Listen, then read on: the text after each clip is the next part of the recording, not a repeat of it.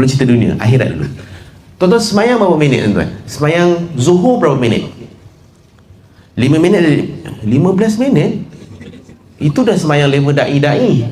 Tak adalah, saya pun tak 50 minit. So 5 minit contoh, dah 5 minit. Okey, kita ambil average kalau 5 waktu 25 minit. Okey. So contoh satu hari 25 minit. Okey, lagi tuan-tuan amalan akhirat apa tuan-tuan buat? Zikir berapa minit tuan-tuan? Berapa jam tuan-tuan zikir? Tuan-tuan ada kat sini zikir sejam dia sejam. Zikir, duduk sejam zikir je. Tuan-tuan kalau zikir sejam tuan-tuan memang terapungnya. Okey. Tapi let's say lah sejam, ambil lah sejam. So sekarang dah total sejam 25 minit. Okey, apa lagi amalan tuan-tuan yang tuan-tuan buat untuk akhirat? Baca Quran, betul. Okey, berapa lama tuan-tuan baca Quran? Setengah jam. Ada lebih lagi dari setengah jam? Ada kat sini? Tak ada. Okey, setengah jam. Okey, ambil lah setengah jam. So berapa dah? Sejam 55 minit. Dah dekat 2 jam lah. Okey, 2 jam. Sekarang ni apa lagi amalan tuan-tuan buat? Tuan-tuan jangan cerita puasa. Ni benda kebiasaan yang rutin biasa, hari biasa. Sedekah. Takkanlah tuan-tuan nak sedekah. Macam mana kalau tuan-tuan sedekah 10 minit macam ni? Lama sedekah kejap je. Okey.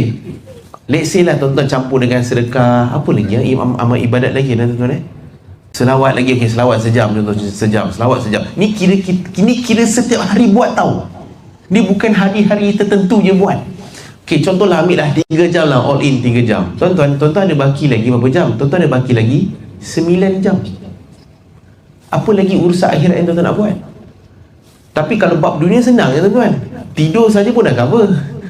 Kerja lagi, makan lagi, pergi toilet lagi, menyembang lagi, minum kopi lagi, nak treadmill lagi, ni nak tahu siapa menang ni lagi kan. So nak cabut bertuah lagi, itu boleh semua tuan-tuan. 12 jam untuk dunia senang tak? Terlalu senang, easy.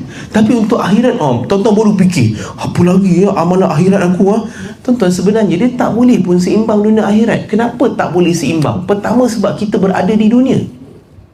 Yang kedua adalah tak boleh seimbang dunia akhirat sebab sepatutnya akhirat kena jadi utama.